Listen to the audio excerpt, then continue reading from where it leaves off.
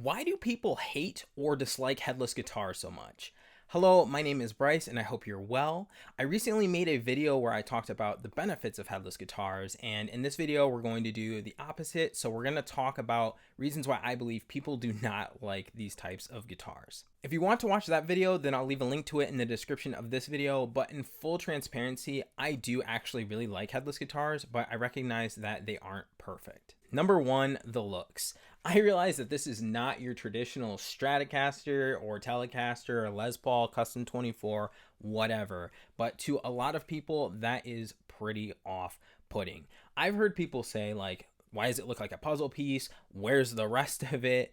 Or, ew, those things are so ugly. And while I personally don't share those sentiments regarding most headless guitars, I have seen a couple that I don't like the looks of myself, but there are guitars that have headstocks that I don't like the looks of. So if you're someone that's looking for a traditional body shape like a Stratocaster, a Les Paul, or a Tele without a headstock, then there are some options for, I found the most options for like Strat style guitars, from like Strandberg to Ibanez to Kiesel to other brands as well. But I've had a harder time finding T-style guitars. I know Strandberg makes a model called the Solon, which is like their modern take on a T-style guitar, Telecaster.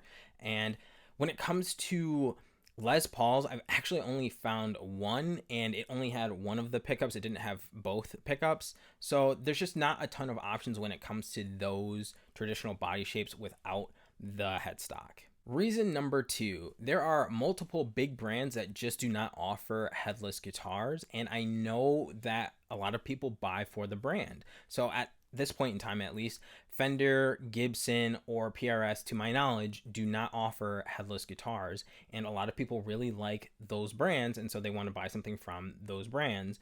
And Ibanez is a big company, and they do have headless guitar options. Strandberg does as well, but if you're looking for something with like Fender, Gibson, or PRS, then to my knowledge, at this point in time, they don't have those. Reason number three is the weight of the guitar. Now, in my other video where I talked about the benefits, I actually listed this as a positive, but to some, it can be viewed as a negative. Some people like heavier guitars, and people say that these feel like toys. Now, I personally really like having lighter guitars, so this is definitely a benefit for me, but I thought it was worth mentioning as like a disadvantage, a con, or whatever you want to call it. Reason number four, tuning these guitars can be a bit of an inconvenience, if I'm honest. So the way that I go about tuning these guitars is, a lot of people will like strum the note and then tune it up to pitch. I like to tune to the attack of the note. So what I end up doing is I hold the pick with my fretting hand and I strum it that way, and then I tune with my strumming hand. And it is weird, and I know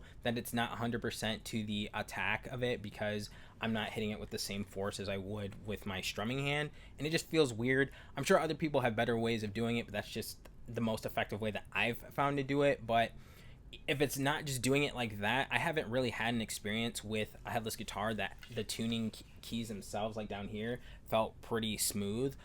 Oftentimes they feel a little bit on the stiffer side, so I definitely prefer to tune guitars that have headstocks, but that is a big reason why I think a lot of people don't like these style guitars. And reason number five deals with stands or wall hangers. So obviously this is going to vary by what model you get, but you don't really have a lot of real estate up here if you're going to do a wall hanger. You can find alternatives as well, but having this cutaway down here too is nice when it comes to some guitar stands. But I ended up getting a Fender A-frame, and that works best in my opinion, or that style at least works really well for Strandberg guitars because you can rest it there.